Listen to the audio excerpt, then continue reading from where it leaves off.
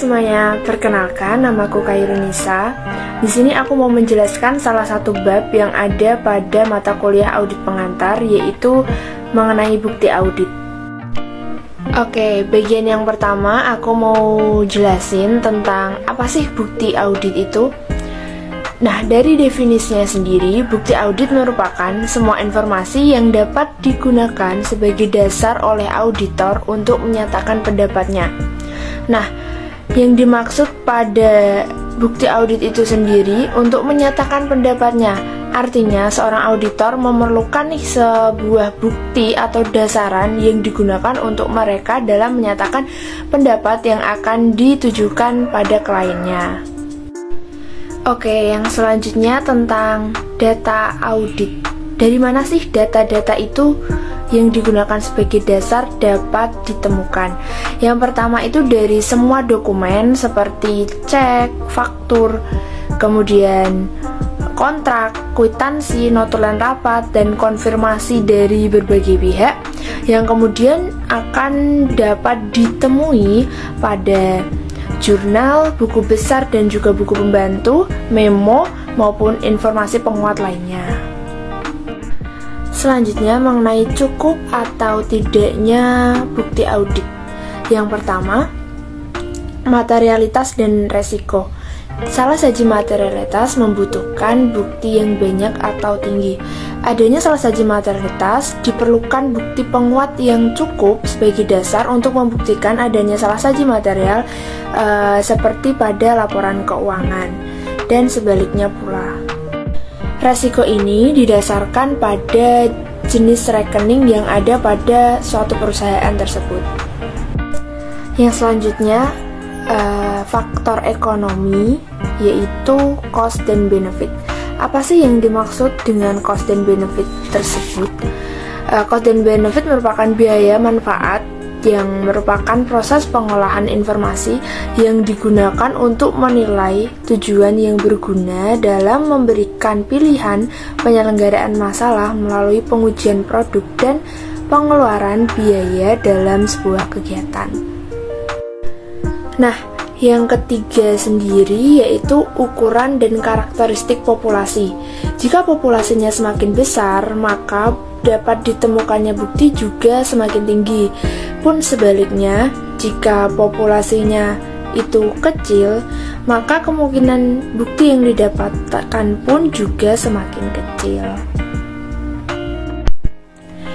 Tipe data akuntansi. Tipe data akuntansi dibagi menjadi dua bagian. Yang pertama, pengendalian intern. Yang kedua, catatan akuntansi. Pengendalian intern sendiri dilihat dari jika SPI semakin kuat, maka bukti yang dibutuhkan pula makin sedikit. Sedangkan jika SPI-nya lemah, maka bukti yang dibutuhkan diperlukan lebih banyak bukti.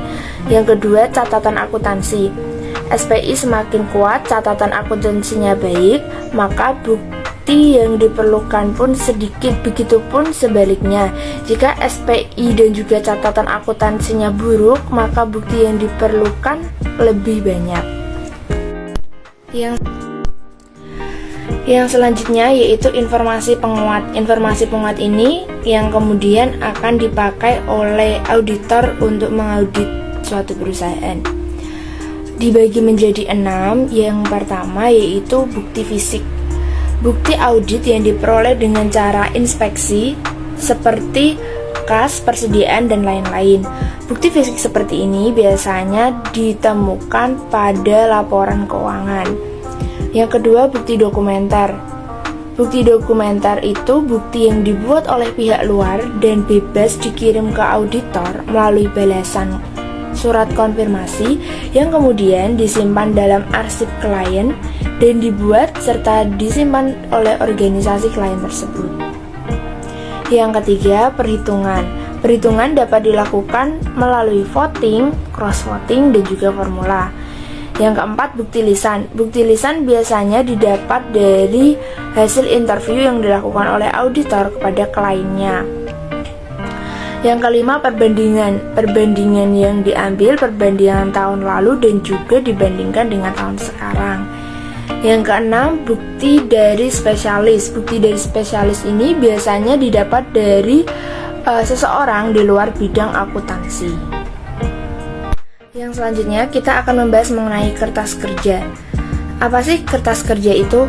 Kertas kerja merupakan catatan akuntansi yang cocok dengan laporan keuangan yang berisi dan telah dilaksanakan standar pekerjaan laporan yang pertama, standar pekerjaan lapangan yang kedua atau pemahaman SPI, dan juga standar pekerjaan lapangan yang ketiga atau bukti audit. Jenis kertas kerja sendiri terbagi menjadi 5 bagian, yaitu yang pertama, program audit atau jadwal pengawasan dan pelaksanaan pekerjaan audit. Yang kedua, working trial balance. Yang ketiga, ringkasan jurnal adjustment. Yang keempat, schedule utama. Dan yang terakhir, schedule pendukung. Nah, berikut ini merupakan contoh dari kertas kerja yang digunakan dalam pengauditan.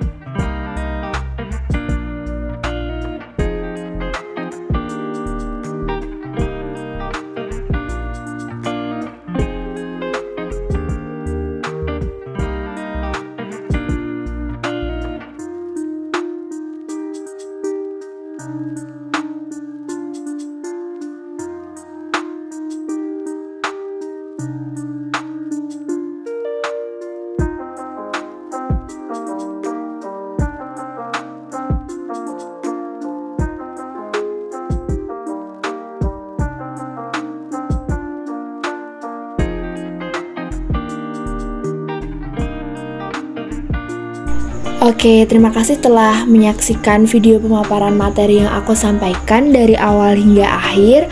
Bagi kalian yang merasa video ini bermanfaat dan berguna bagi orang lain, jangan lupa like, share, dan subscribe channel ini ya teman-teman semua. Terima kasih. Dadah, see you, bye-bye teman-teman.